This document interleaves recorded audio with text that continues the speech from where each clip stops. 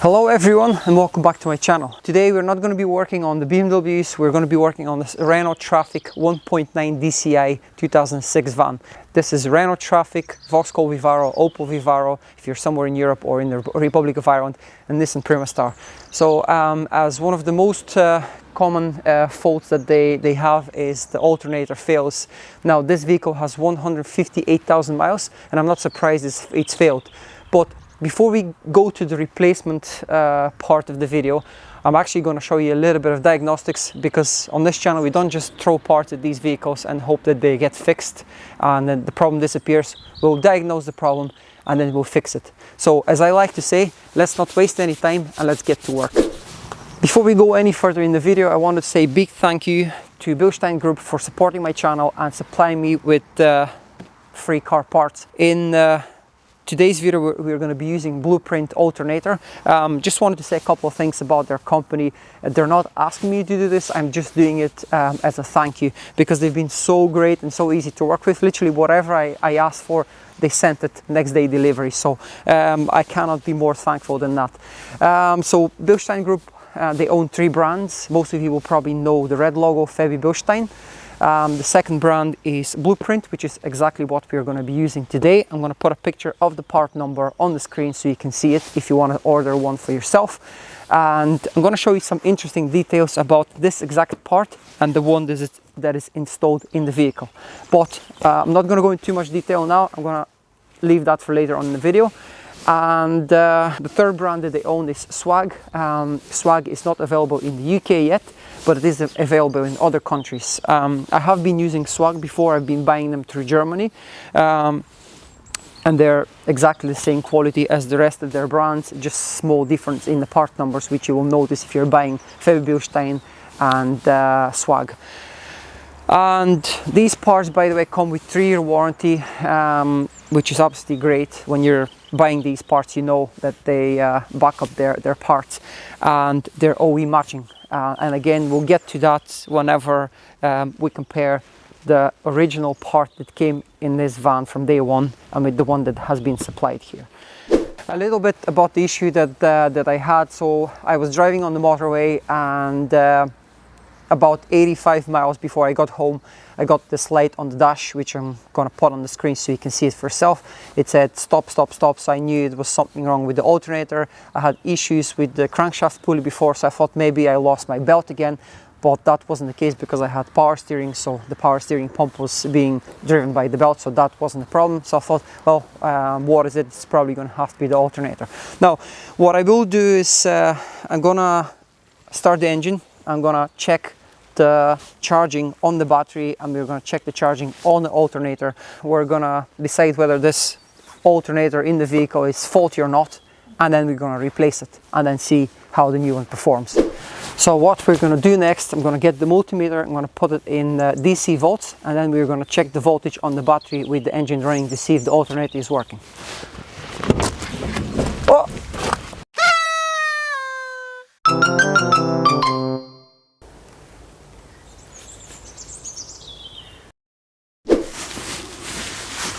I'm going to attach the negative terminal on the negative post here. This is quite rusty, this bolt, but it still should do the job. See if I can attach it on the actual LED terminal. Yeah, that'll be better. And then I'm going to measure on the actual LED post here as well, on the positive side as well. So I'm going to start the engine, and then I'm going to see what voltage we're reading. What you want to do is you want to turn your multimeter in DC volts. What we have here, we have 12.57 volts. So whenever we start the engine, if the alternator is working correctly, we would need to have at least over 14 volts. 12.53, and we have just over 12 volts, which is a good indicator that the alternator is not charging. I'm gonna clean up the casing of the alternator a little bit so I can hook up the negative lead on the casing of the alternator first. Clean up this positive terminal here.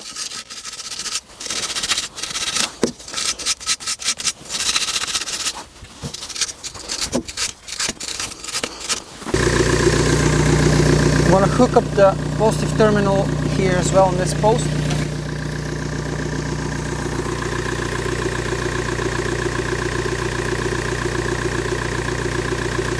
Okay, so I'm gonna stop the engine. I don't want to drain the battery anymore. We know the alternator is faulty, and let's proceed with the removal of the alternator. Now, what I have done off camera, I have removed the bumper, and I have a full video on how to do this. What you're going to need in order to remove the alternator, you're going to need to have a 16mm socket and ratchet. I'm using 1/2 inch short enough ratchet because this panel here is in the way, so you can't really leverage properly. And then you're going to have to remove, whenever we drop the belt off, you're going to have to remove the idler pulley. This is 13mm. I have small 1/4 inch ratchet, so hopefully this will be strong enough to do the job. And yeah, literally the alternator is held with 2 bolts in place, and then you have a 13mm nut on the positive terminal, and one little socket here, which I'm going to show you from a close-up point of view. This is for the regulator on the alternator as well. So we're going to unplug that first. I'm going to remove the nut and the positive terminal, and then we're going to loosen the belt. I'm going to show you how to drop the belt off the pulley so we can free up the alternator, so we can take it out and then replace it with a new one. Okay, the first thing you want to do is you want to put your ratchet on this bolt here. This is basically your tensioner, dampener. So ratchet, and then drop the belt off the power steering pump. This is the easiest way to do it. Okay, so whilst the belt is loose, just loosen up, let the ratchet, I'm just going to leave it in place because it's not doing any harm where it is.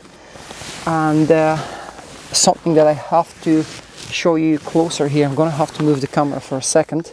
Okay, so the next thing we want to remove, or we want to loosen, is this pulley here. And let's make sure this ratchet is in reverse.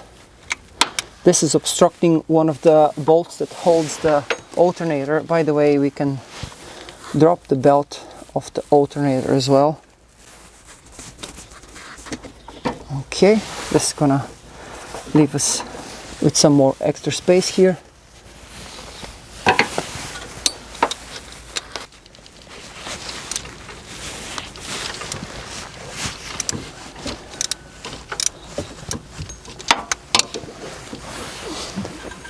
Probably undo this by hand at this point. Yeah, so I'm just going to let you see it. This is the bolt. I'm going to remove the pulley now, having proper access to the lower bolt of the alternator. And this is the pulley, and this is the bolt that we just removed. As I mentioned, on this side we have this plug here. This is the regulator on the alternator. I'm going to remove this. It's just as easy as that.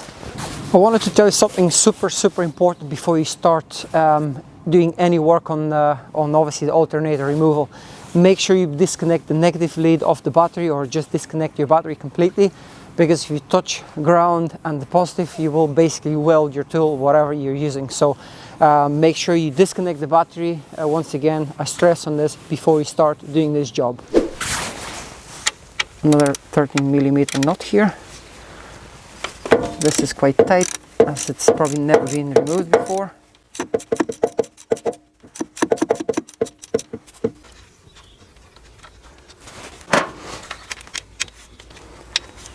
This is your top bolt.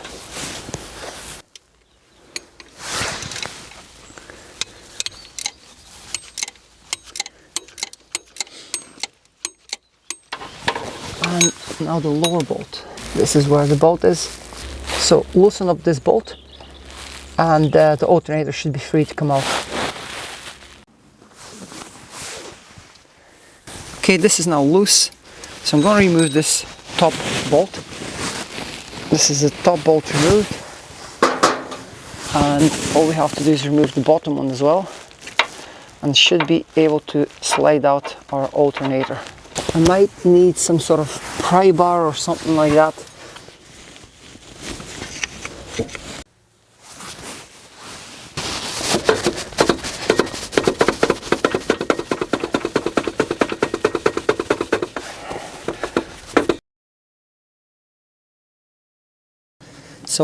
I'm going to install this alternator in place here. Might be better to install the bottom bolt first. Okay, so the 2 bolts are in place. I'm just going to thread them by hand.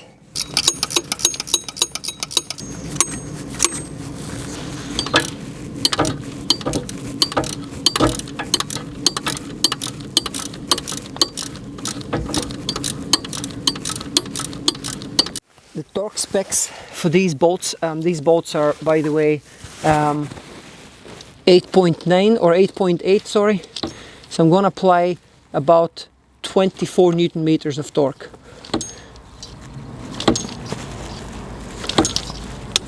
That's 24 Newton meters on the top one. Okay, that's 24 Newton meters on the bottom bolt as well. Clean up this terminal because it's a little bit corroded. Before I install it, it's a good idea to clean this up first.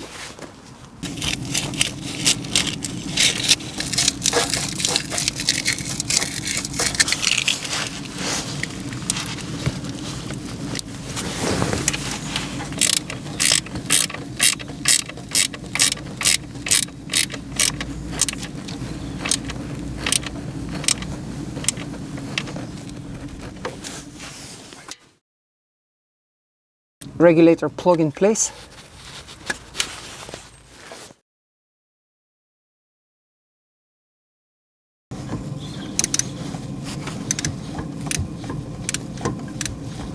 I can't install my torque wrench here because it's too tight, so I'm just gonna have to go by feel.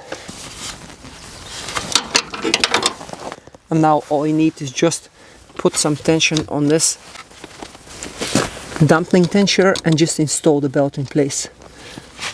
By the looks of it, everything is lining up properly. I want to try and bring you closer so you can see it. Power steering pump, alternator, the air conditioning compressor. That's properly in place. And then the crankshaft pulley, that's hard to show you, but this is in place as well. So, sorry about the poor camera action. On this side we've connected the positive terminal here, and we've connected, this is the alternator regulator as well in place. So we're good to go. We're gonna start up the engine and see what voltage we're getting. DC volts. Clamp the negative terminal anywhere on the body of the alternator, and this is the positive side as well. So I'm gonna start this now. First, obviously, I'm gonna have to connect the battery again because the battery is disconnected, and then we're gonna start the engine and see what happens.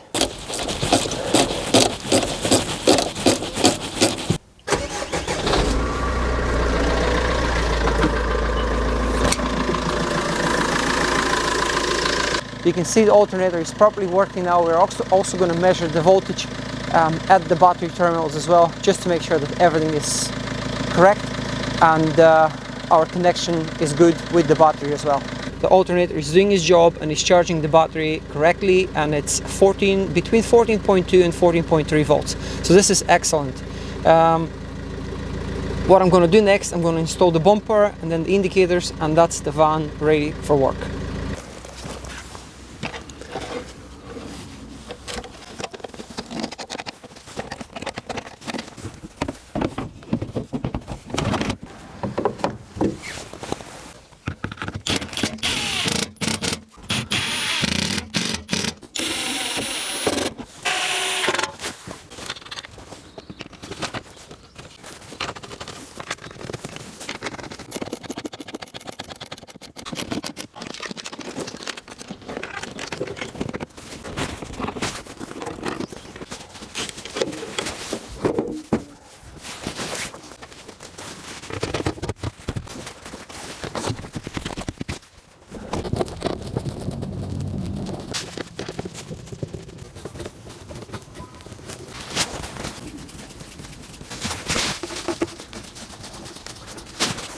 I wanted to show you also that we don't have the obviously warning lights on the dash, so the alternator is charging properly as it should.